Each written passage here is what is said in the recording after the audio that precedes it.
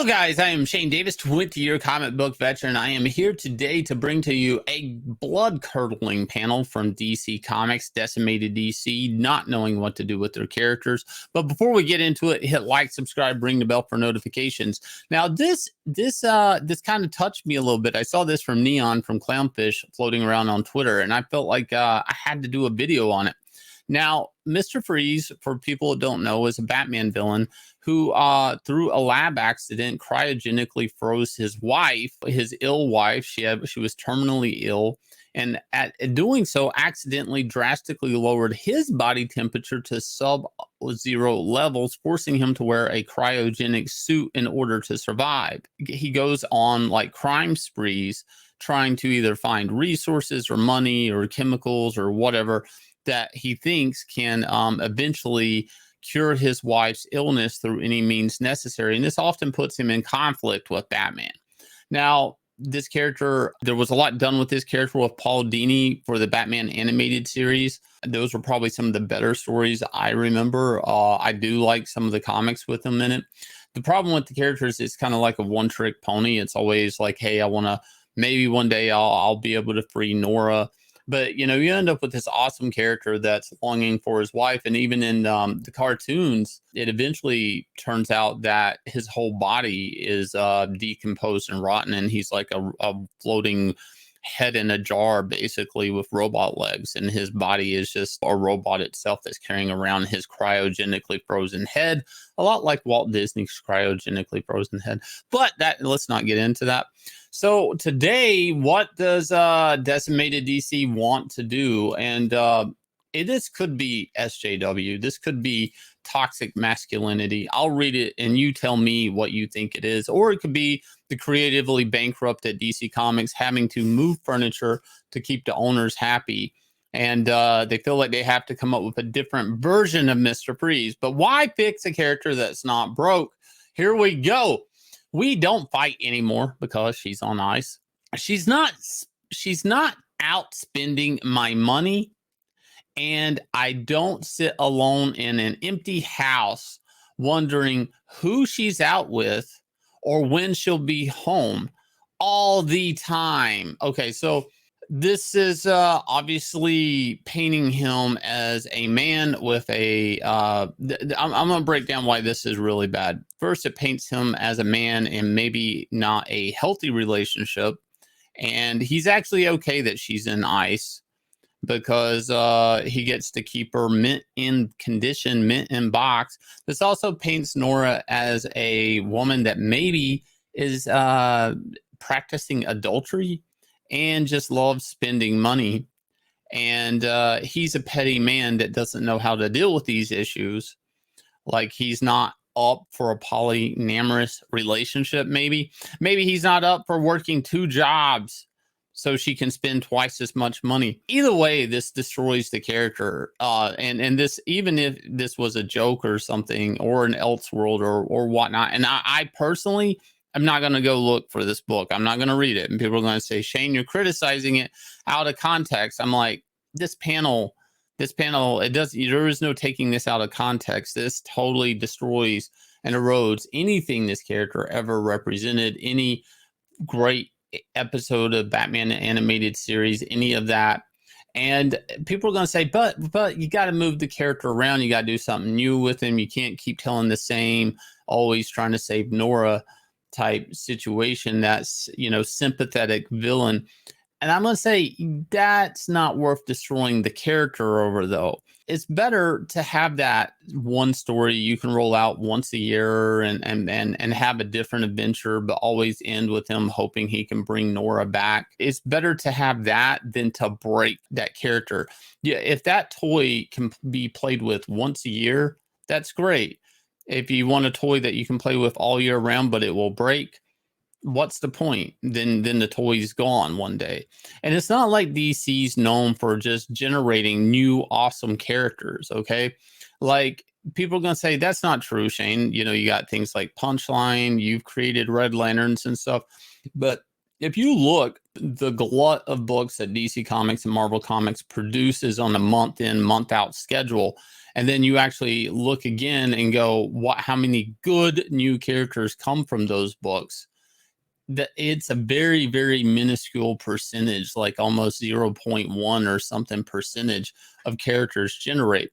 And at a percentage that low, you really can't afford. I mean, you really can't afford to take these type of risk with a character and just destroy it.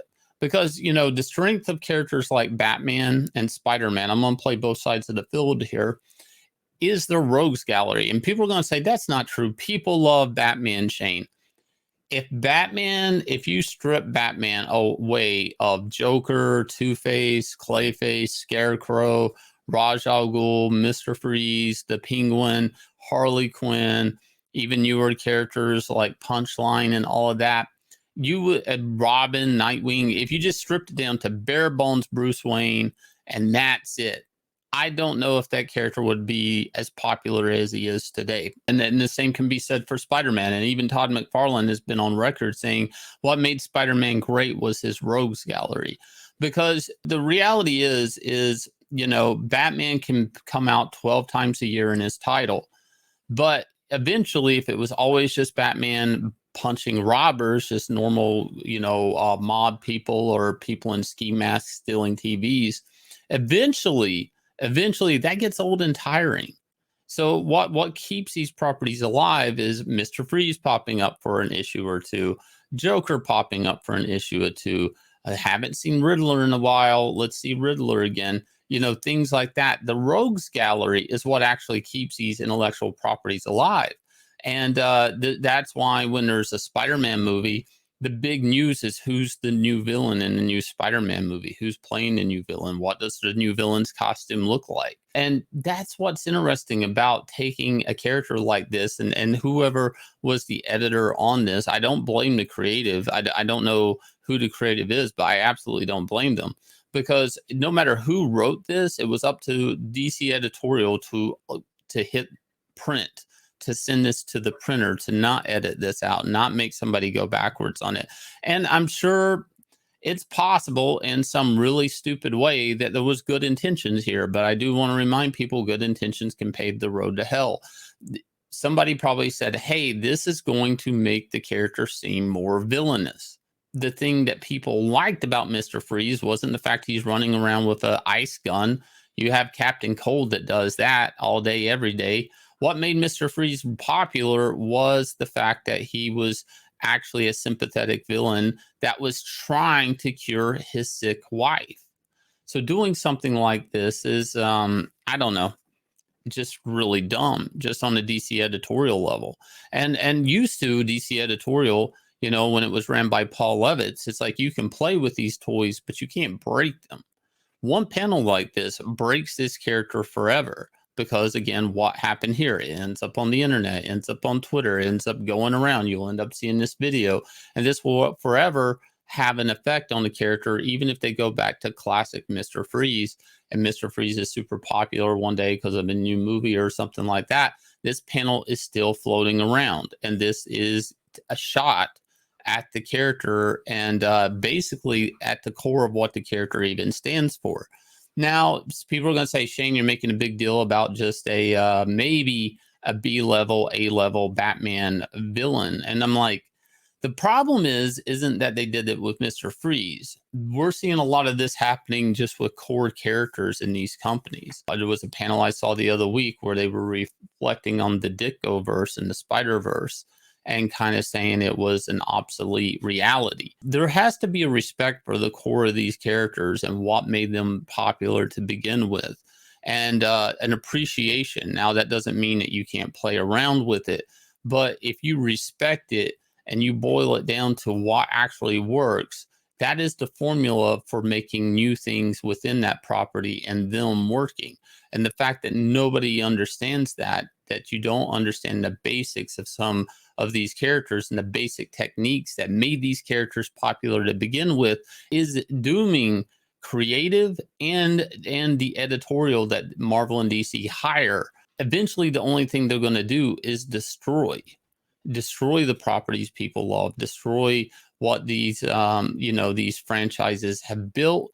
But anyways, guys, if you will, let me know what you think. Leave me a comment down below. Name some characters you feel like DC Comics and Marvel Comics have taken these same liberties with recently. I also want to thank people. Inglorious Rex, $136,751. We are moving on up, guys. We are getting ready to cross $137,000. We have 11 days left on this campaign. We have a subscription box that you can get everything in, including a Dale Keown black and white cover, miniature Inglorious Rex figure that is beautiful. All the kids love that. Every book included in the new campaign will be in the subscription box. And here's a picture of the mini. Look how sweet this looks, guys. You could build this. You could paint it up. You can make it beautiful. I have a little image here of one already painted. If you don't mind, I'll show you. It paints up very nice. Paints up so nice. That comes along in the subscription box, and the only way you can get that, if you don't not into that, you can just back the basic book. $25 gets a supplemental. Also, we got hats, beanies, all that good stuff. I will leave you guys with a trailer for this awesome new comic, Inglorious Rex 2. If you missed out on number 1, don't worry, there you can back number 1 here also at $25 with a brand spanking new cover. And we will catch you guys again with another video.